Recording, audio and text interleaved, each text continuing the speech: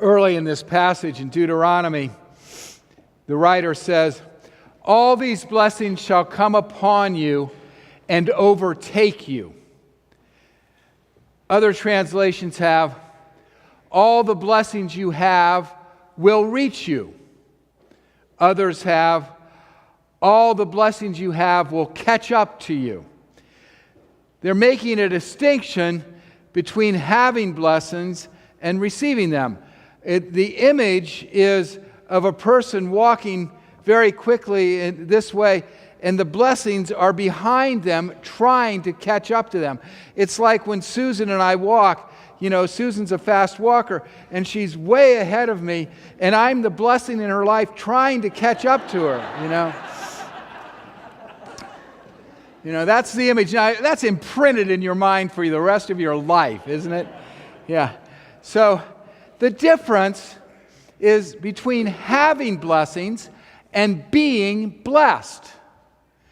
Between having blessings and experiencing the blessing in our life.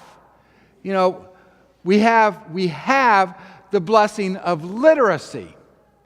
But do we experience the blessing of reading? We have the blessing of food, but do we experience the blessing of eating food? We have the blessing of a child, but do we experience the blessing of the child? What are blessings? What are we looking for when we talk about blessings? Well, blessings are pretty much in the eye of a beholder.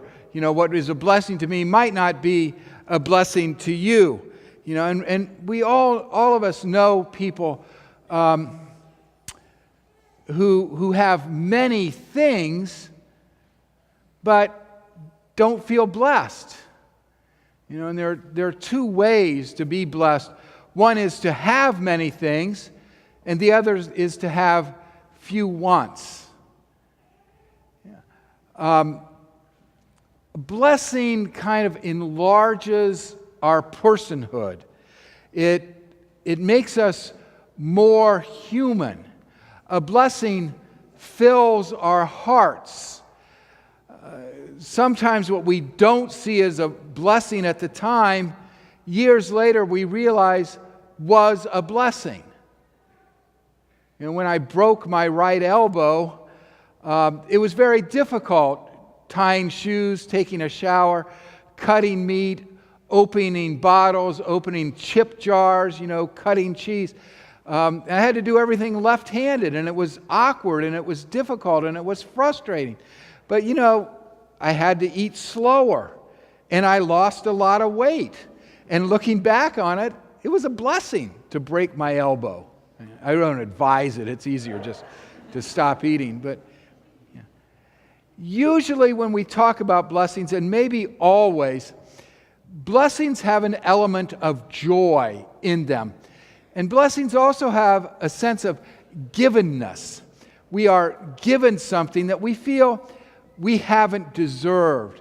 Gwen talked about, the givenness of nature and the givenness of the stars and the sun and the moons. We haven't deserved that, but it's a blessing. A baby's smile is a blessing. We haven't earned that. We haven't deserved that. So there's a sense of givenness with blessings. So why don't we receive our blessings? Why don't our blessings reach us? Well, I'm just going to talk about myself for why blessings don't reach me. One has to do with preoccupation of the past. My preoccupation for what I ought to have done, what I ought to have said, that person I ought to have visited, that cause I ought to have supported. My life is filled with the oughts and the ought-nots that place me in the past, and I don't see my blessings because I'm dealing with guilt, I'm dealing with shame, I'm dealing with regret, and I just don't see what's before me. I'm also preoccupied by the what ifs, which are about the future. What if my car breaks down? What if my pension is not enough? What if the kids get sick? What if I don't have enough money for them to go to college? All these what ifs in the future prevent me from appreciating the present. Also, what prevents me from having my blessings reach me is a sense of unworthiness. I don't deserve this church. I don't deserve this salary. I don't deserve this person's love. And so it doesn't reach me. Sometimes I'm trying so hard to earn a blessing that I don't see it right in front of me. And here I'm kind of like a cat chasing its own tail. You know, it can't reach me because I'm trying to earn it. The prodigal son, this is the problem with the older brother. The father wants to give the son all that's his. What's mine is yours, says the father. But the son is trying so hard to earn it and get it from his father that he can't receive it from his father. And so the blessing never reaches him. I mean, most of Jesus' teachings are about this. You know, the blessings are right there. Quit trying to earn them and just receive them. And finally, there's coveting, where what I have isn't good enough. It's not as good as what the other person has. And so I want more, or I want other. Now,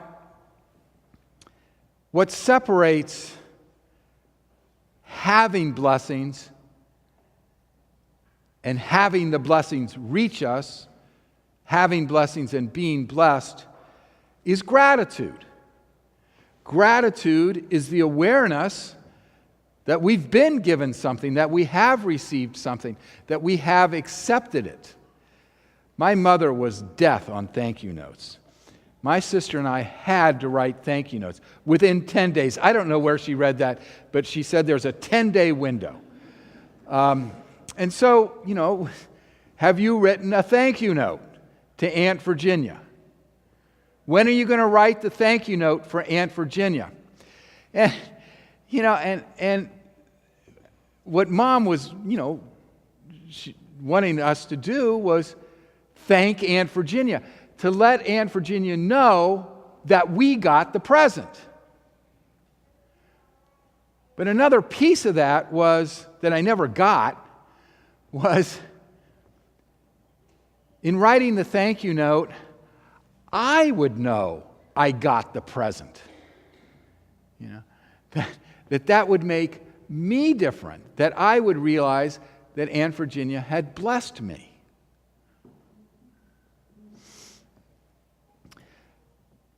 So how do we let our blessings reach us? How do we let our blessings overtake us? Well, gratitude is a step. I mean, and gratitude is a decision that we make. We can decide to be grateful. We can decide to be appreciative. Then we can stop. We can stop. You know, if something is chasing me and it's behind me, the best way for it to overtake me and reach me is to stop. What we don't realize is our blessings might not be in front of us, they could be behind us. And the most rational thing to do is to stop. You know, Stan prayed about slowing down. He prayed about not being in such a hurry and not being controlled by all of our technology. You know, we go too fast. And we're never going to experience our systems, our blessings, until we stop and let them catch us. This frantic pace just isn't healthy. So we stop. Then the second thing is to observe. Deuteronomy says, observe these blessings from the Lord. Look at them. When we slow down, when we stop, we can see the blessings better. Taking a trip with Susan can sometimes be nerve-wracking, particularly when we're in a city and she's driving. She doesn't slow down. And she'll be pointing out, look at that architecture, look at that doorway, look at that archway, look at that roof, look at the engraving on above that. And I think, God, Susan, let me drive. It's safer. When we slow down, we can see so much more. In the Philippians passage, it's a beautiful passage, where Paul says, the Lord is near. The Lord is near, but we don't see that. And the Lord could be near in the person sitting next to us, sitting across from us. The person we see in the street, the person we eat with. The Lord could be near, but we have to see it. And Paul says, whatever is good, whatever is honorable, whatever is pure, whatever is excellent, whatever is worthy of praise. Well, we have to look to see what is excellent and worthy of praise and honorable.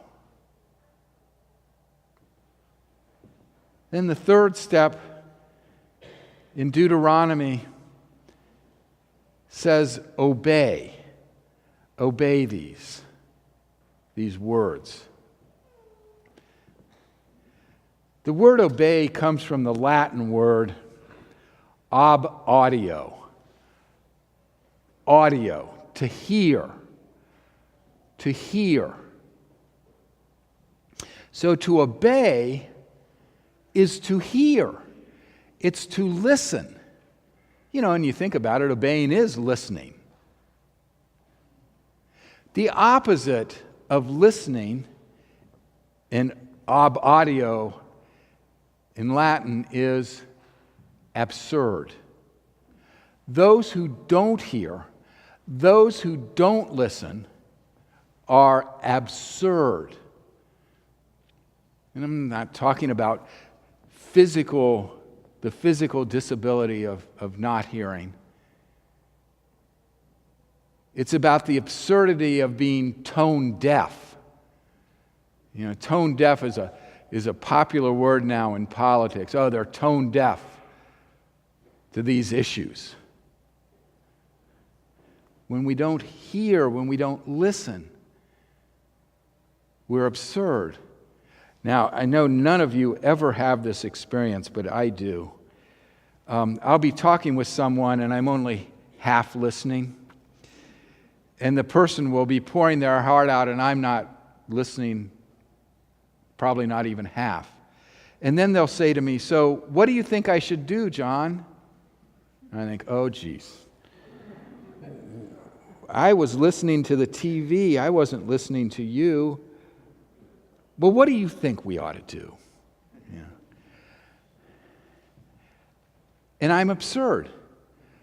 And sometimes the response I give is absurd because the person said, what does that have to do with what I just asked you? Because I wasn't listening. So, how do our blessings reach us? Stop, look, and listen. When did we learn that? In kindergarten? Stop, look, and listen. Yeah. And the writer of Deuteronomy says, and you will be blessed in your coming and your going. You will be blessed in the city and in the field. You will be blessed in your work and in your play, in your harvest and in your planting. When you stop, look, and listen, you'll feel blessed everywhere.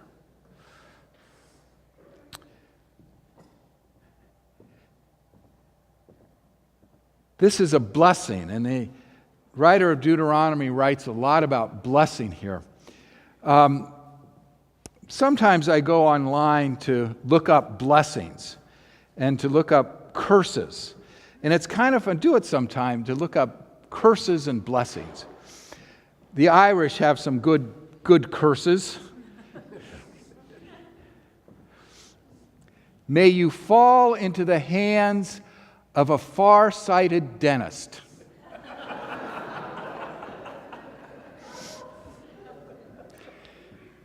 May your creditors always know your current address. Here's a curse. May the blessings you have never reach you. May you never experience, despite having blessings, feeling blessed. So, blessings. Thanksgiving, maybe it's true for some of you, when your family gets together, you have a Thanksgiving prayer. You know, and it's interesting that we call the blessing a grace, because blessing has to do with how we've been graced. So when I would get together with my cousins and their children and aunts and uncles and my parents, a couple days before Thanksgiving, I would get a call from my mother saying, "You know you're going to be asked to give the blessing before the meal." Yes. I expect you to prepare a blessing before you get there. I expect it to be a good one. I expect it to demonstrate to the rest of the family that the money we spent on your education was worthwhile. You know, no pressure at Thanksgiving. You know. Susan, how does this sound? Will this work? You know. So in case you're asked to give a blessing at Thanksgiving, here's a good one. May the blessings we have reach all of us. May the way that God has blessed us with love reach us. May the way that God has blessed us with forgiveness reach us. May the way that God has blessed us with mercy reach us.